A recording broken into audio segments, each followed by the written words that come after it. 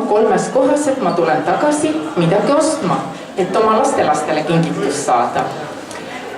Aga kui ma mõtlen sellele, et te olete päris mitu aastat sellist laata organiseerinud, küll siin majas, küll ka Port Arturis, siis ma julgen öelda ka seda, et Eesti majandus hakkab paremaks minema ja see on tänu teile.